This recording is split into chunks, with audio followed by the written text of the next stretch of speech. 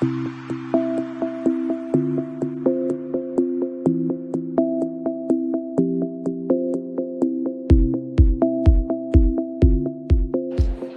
and welcome to Cosmetics Business Standside, here live in Paris for the 2024 edition of In Cosmetics. Today I'm delighted to be reporting live from Kensing, and more specifically talking to Serge, who's the CEO of Kensing. Serge, thank you so much for joining us, and we're really looking forward to having a conversation with you about the company. My pleasure, Tristan. Thanks a lot for welcoming us. Not a problem at all. So maybe you can give us an overview of the company. Who is Kensing? What is the company's mission? What does the company stand for? Who are you guys? Yeah, we are a relatively new company. We were created in 2021 Wow. by one acquisition from a private equity firm, One Rock Capital Partners in New York, who acquired one plant from BASF. Right. It's a former Cognis plant that actually just happened to be a leading manufacturer of plant-based vitamin E and sterols and surfactant from natural feedstocks. Okay. So one plant at the beginning.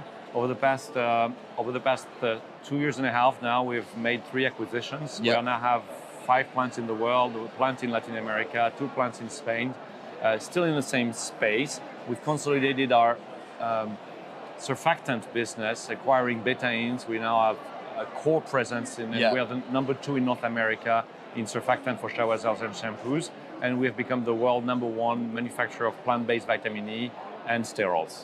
That is some journey in two years, and, I think particularly as well, 2021 was a somewhat challenging year to go into a new business venture. So I think that's a testament to the quality of your business offering and your core mission as well. Yes, we have more than doubled our size in the past 3 years, 2 years and a half now. Yeah, and still running fast. So still a newcomer, long history because we come from Cognis, BASF, actually General Mills before. Yeah. So it's a 70 years old toddler. and maybe you can tell us a bit more about what inspired your focus specifically on the natural ingredient side of things, and more specifically looking at one of your hero products, which is tocopherol.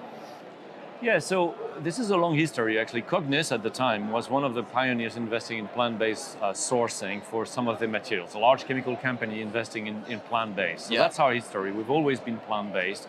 We manufacture surfactants from plant-based feedstocks, and we are reinforcing that presence, of course. Yeah. But another core importance of who we are is that we just happen to source feedstocks that are waste from the natural oil industry. So we are upcycling actually most of our materials in the vitamin and sterol side. We sell these sterols to the pharmaceutical industry, to the food industry, and of course the vitamin is quite ubiquitous across many industries. And I think you touched on a really important word there, upcycling.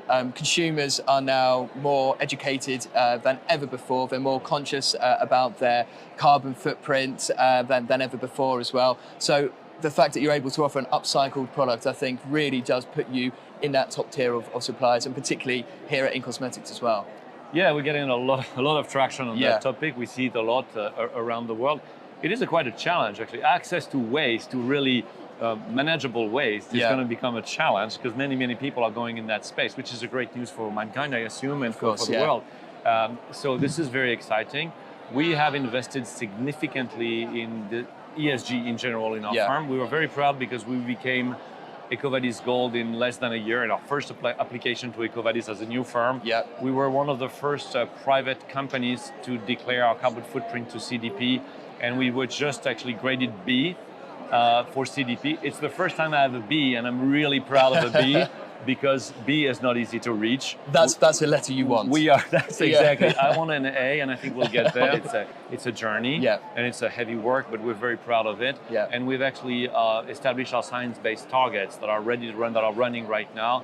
Our targets have been approved. So in a matter of a year and a half, because that journey started a little later, Yeah. we are now at the forefront of ESG and moving quickly. Fantastic. With a very nice ecosystem and backdrop Yes. on what we do, Yeah. especially with the companies that we have acquired that are all in the same space and all based on upcycling of vegetable oil materials. And you touched on there about transparency as well. I think clearly that is a big important part of the business too. Yeah, I mean that has become a must, right? Yeah. We use vegetable feed.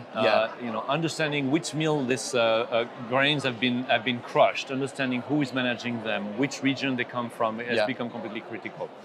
We are a member of RESPO. We are a member of RTRS, which is the responsible soy sourcing. Yeah. We are sourcing sunflower today, non-GMO sunflower, in Europe, in South America. And actually, some of our acquisitions have been linked to this. Access to feedstock is very strategic. We've acquired an Argentine firm, Advanced Organic Materials, at a time of a relatively strong crisis in Argentina. People saying, why are you doing this? Well, Argentina is the number 3 grower of sunflower oil in the world, sunflower seeds in the world. I didn't know that. After Russia and Ukraine, out of all countries. Yes. So Argentina is core and strategic for feedstock sourcing.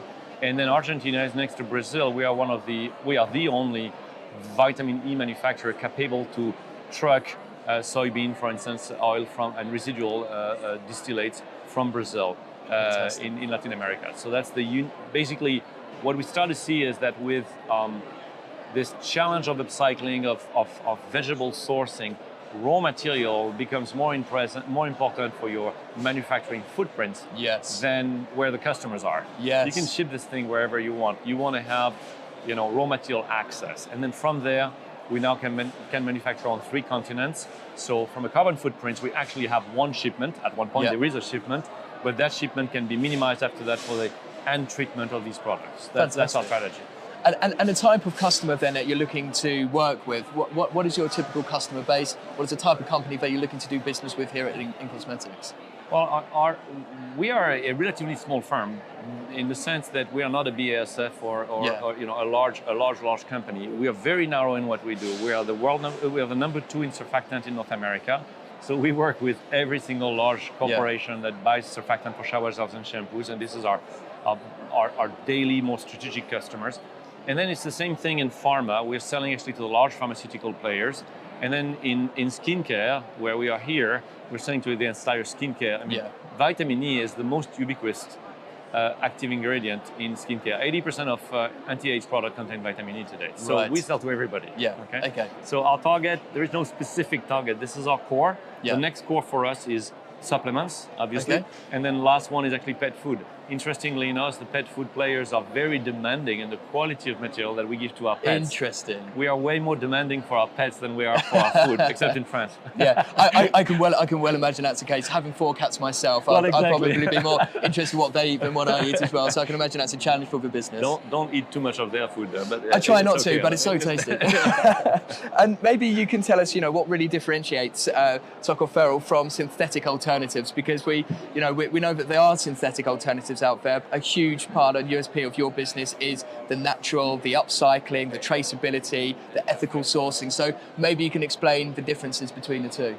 Yeah, without getting too technical, it's actually an interesting, for any scientist, kind of interesting story. So vitamin E was actually discovered, then started to be produced synthetically because we did not know really how to extract it. So the first vitamin E that were produced were actually synthetic. Now, synthetic is pure synthesis. This comes from natural gas. I mean, it's really big chemistry.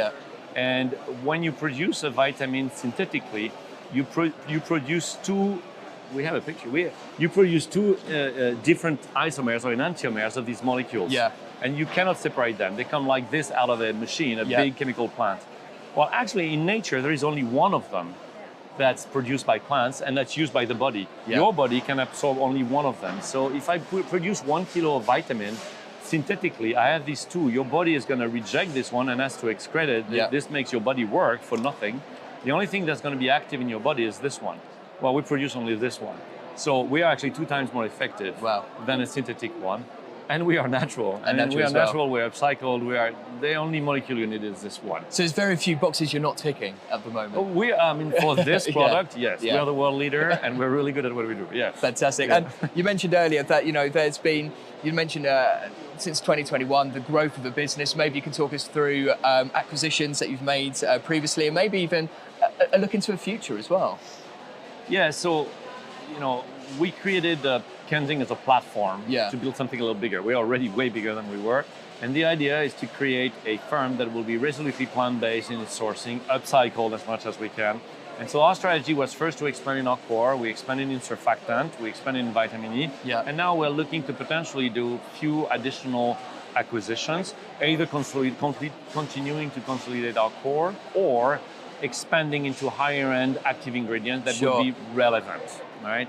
I've seen here some people that are in natural antioxidant, biotech antioxidant, biotech active ingredients with strong molecular biology laboratories, for instance. And those have to align with your company's key ethics. And that's so important as well. So it's not just any company or any ingredient. It has to fit perfectly within a portfolio and offering, and ultimately offer your customers value and an offering that is not readily available on the market.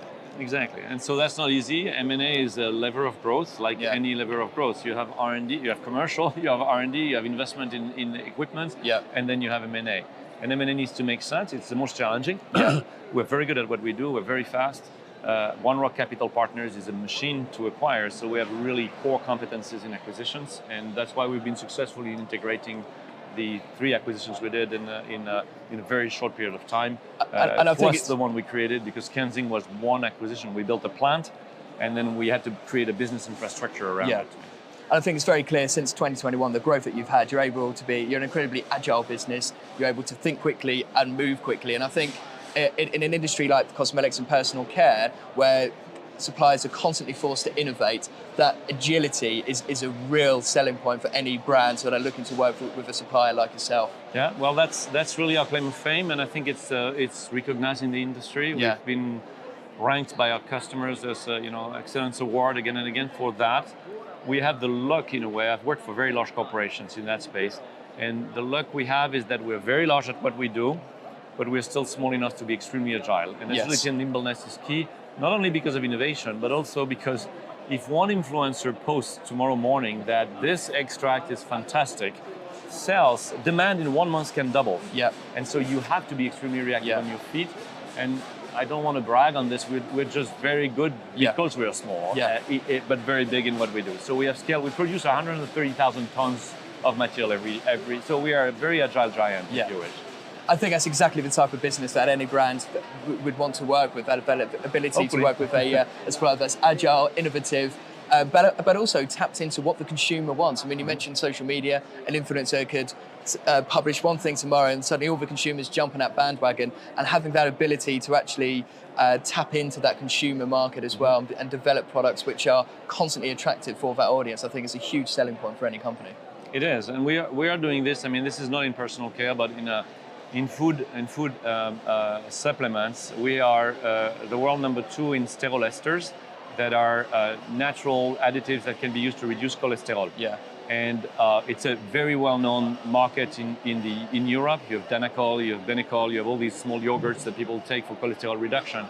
Well, interestingly, in the US, which is the biggest manufacturing machine of cholesterol in the world, nobody does it. Nobody knows them. So we currently have actually some campaigns of promotion that are going through influencers and through nutritional influencers for that purpose, connecting to customers, creating the market, and hopefully we'll be successful with that. And you mentioned North America. Is that also an important marketplace for the business as well as Europe?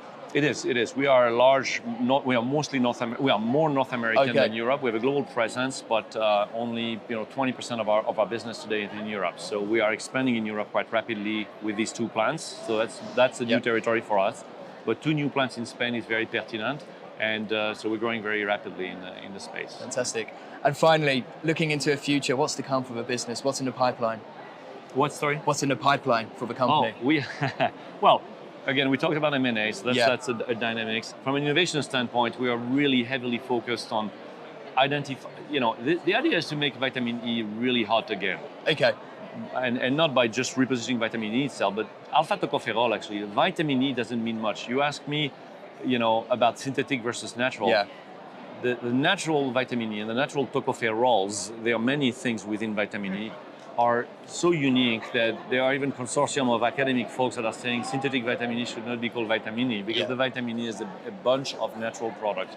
So out of these natural products, we're looking at each of them and we are starting to reposition them with specific new metabolic targets where they have activity. We're working on mitochondria, we're working on membrane fluidity, we're working on multiple axes with the idea of launching 3 or 4 products next year that are going to be developed specifically for the skincare market.